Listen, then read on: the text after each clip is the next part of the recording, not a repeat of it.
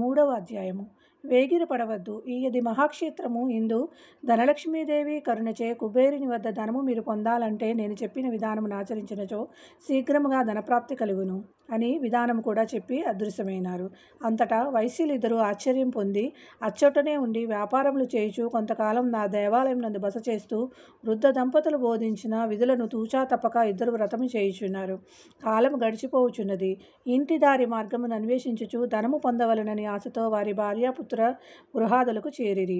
వారి పూర్వజన్మ సుకృతంచే వారాచరించిన శ్రీ ధనలక్ష్మి కుబేర వ్రతాదులచే ఒకనాటి అర్ధరాత్రి పరమ పావన నేత్రియగు ధనలక్ష్మి యొక్క ధనాధిపతియగు కుబేరుని యొక్క సంపూర్ణ అనుగ్రహం లభించగా వారిరువురికి స్వప్నమున ధనలక్ష్మి కుబేరులు దీవించి వెళ్ళిరి. ఆ దీవెన ఫలముగా మరునాడు ఉదయం మేల్కొనగా పై వృత్తాంతమును ఒకరికొకరు తర్కించుకొని వ్యాపారదులు చేయుచుండిరి. క్రమేపీ ధనవంతులుగా మారి కీర్తి గడించి ఉన్నారు. కొంతకాలం తర్వాత దేవదూరుడు ఐశ్వర్యమదముచే పిసినారితనముచే ఆ ధనాకర్షణ శ్రీలక్ష్మి సహిత కుబేర వ్రతమును మరిచినాడు. వ్రతము ఆచరించకపోవటం వలన జ్యేష్ఠాదేవి వచ్చి దేవదూరిని గృహంలో తాండవించుట ప్రారంభించెను.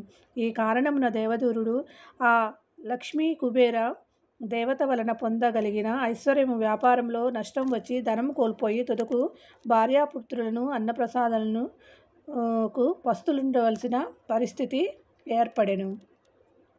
కానీ దేవదత్తుడు మాత్రము తన ఐశ్వర్యమంతయు ధనలక్ష్మి కుబేర దేవతల అనుగ్రహ ప్రసాదంగా భావించి వ్రతము క్రమము తప్పక ఆచరించేవాడు. కావున ఇతని గృహంలో అష్టలక్ష్మీ దేవతలు ఆశ్రయించి ఉండేవి. ఒకనాడు తన అహంకారంను చంపుకొని దేవదూరుడు దేవదత్తుని స్వగృహమునకేగి తన ఆర్థిక సహాయం చేయమని ప్రార్థించగా అంతటా దేవదత్తుడు నీవు వృద్ధ దంపతులు ఉపదేశించిన వ్రతము నియమముగా క్రమం తప్పి ఆచరించకపోవడం వలననే ఈ కష్టములు వచ్చినవి అని జ్ఞప్తికి చేసి కొంత ధనమును నొసంగి పంపెను. ఈ విషయం వెంటనే భార్యాపుత్రులకు దేవదూరుడు తెలుపగా వారు వెంటనే శ్రీ లక్ష్మీ కుబేర వ్రతం మరలా భక్తితో చేసి తమ తప్పిదము క్షమించమని శ్రీ లక్ష్మీ సహిత కుబేర దేవిని వేడెను. తర్వాత వారు ధన లక్ష్మీ కటాక్షముచే కొలది దినములలోనే వ్యాపారంలో లాభం వచ్చి ధనవంతులైరి. కాన ఆనాటి నుండి అన్ని ప్రాంతములనందు ధనలక్ష్మీ కుబేర వ్రతమును ఆచరించి కృతార్థులవుచున్నారు. ఈ వ్రతము 11 సార్లు ఆచరించినచో ధనధాన్య వృద్ధి కలుగును. 5 సార్లు ఆచరించినచో సంతాన వృద్ధి కలుగును. 3 సార్లు ఆచరించినచో వివాహమగును. 16 సార్లు ఆచరించినచో వ్యాపార వృద్ధి కలుగును. 27 సార్లు ఆచరించినచో శాశ్వత ధన సౌభాగ్యవంతుడగును. 9 సార్లు ఆచరించినచో దారిద్ర్య బాధ నుండి దూరుడై ధనవంతుడగును. 20 సార్లు ఆచరించినచో పదవి, ధనము, కీర్తి, సంతానము, దైవానుగ్రహము మున్నగు విశేష సౌఖ్యములు పొందగలరని స్కాంద పురాణమునందు పేర్కొనబడినది. యా మానవ భక్తియుక్తేన దీక్షాయ చ ధనలక్ష్మి కుబేర వ్రతమాచరంతి తద్ధేవ కరుణాయ శీఘ్రమేవ ధన ధాన్య వ్యాపార వృద్ధి సవాప్నోతి సదా.